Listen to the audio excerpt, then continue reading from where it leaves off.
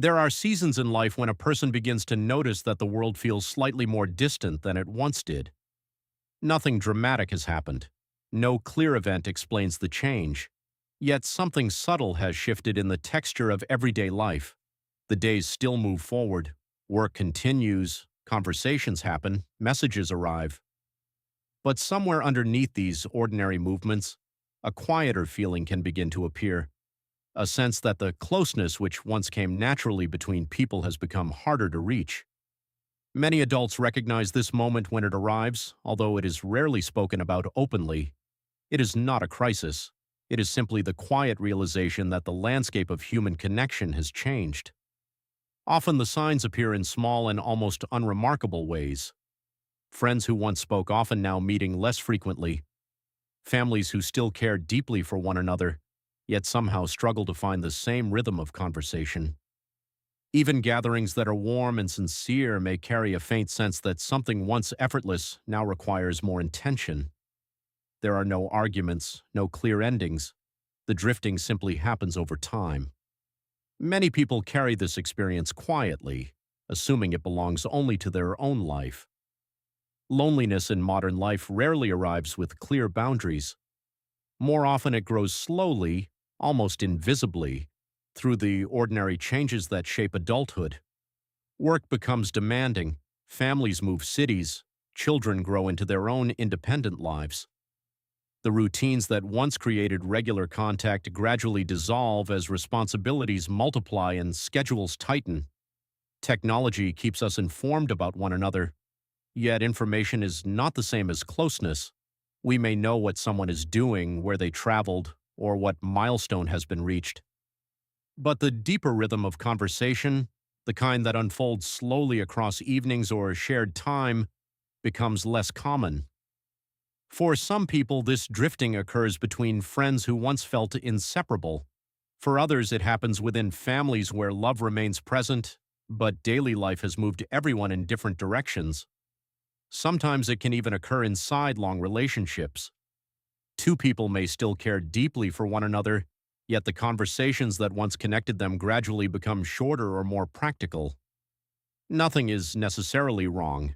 Life has simply grown more complex, and many thoughts remain unspoken.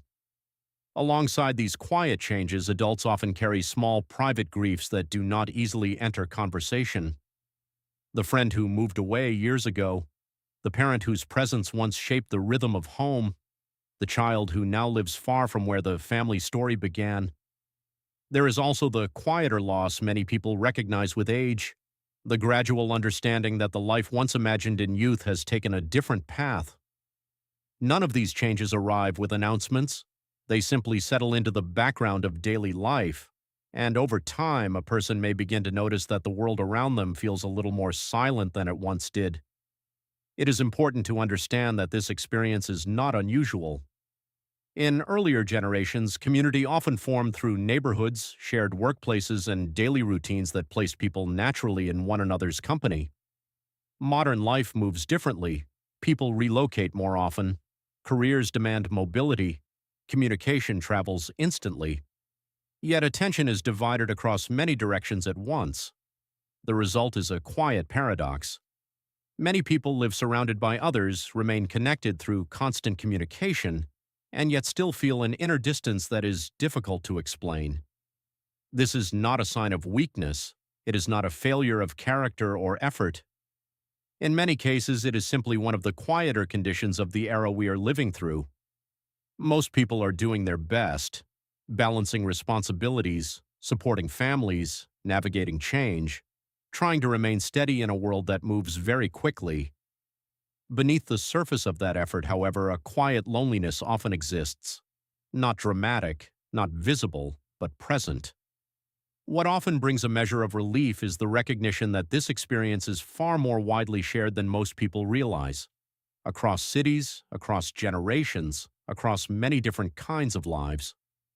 Countless individuals are navigating the same quiet distance. When that recognition appears, loneliness begins to feel less like a personal shortcoming and more like a human condition that surfaces during certain chapters of life.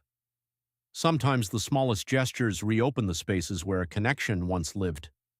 a conversation allowed to last longer than usual, an unexpected message sent simply to ask how someone is doing, a visit that carries no particular purpose beyond spending time together.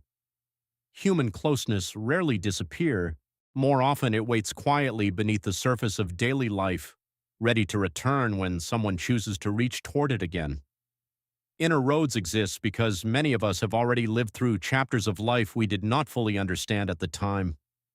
We speak now from years traveled, across countries, across working lives, across real experience, not to instruct, and certainly not because we have all the answers, but because some of what we learned, often the hard way, might help someone feel better prepared than we once were.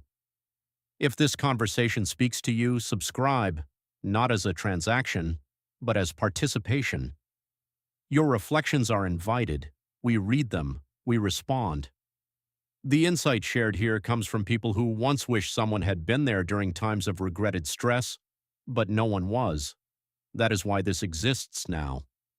If you are navigating friction in family life, whether as a couple, a single parent, a grandparent, or simply someone trying to do better, you are not alone. We offer perspective earned slowly, and we will continue walking these roads, learning together.